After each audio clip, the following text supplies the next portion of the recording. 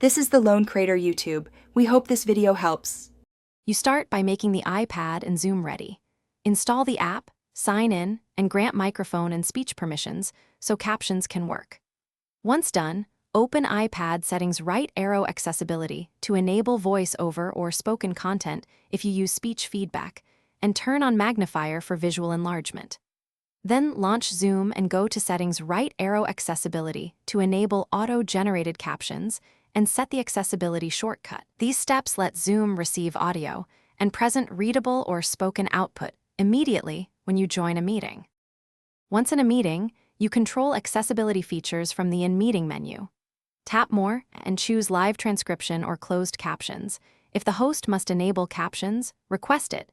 This allows auto-generated subtitles to appear. Make sure you adjust caption font size in Zoom settings right arrow accessibility so text is legible. Pin the active speaker or switch to gallery view to focus.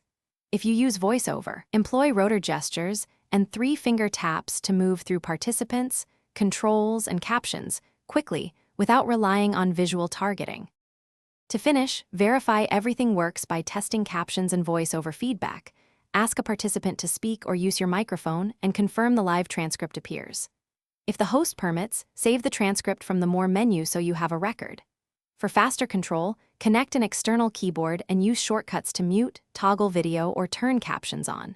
If something goes wrong, captions not showing or VoiceOver silent, check Zoom permissions, update the app in iPadOS, or restart the app and device to clear common issues. Thanks for watching. Consider subscribing if we helped you.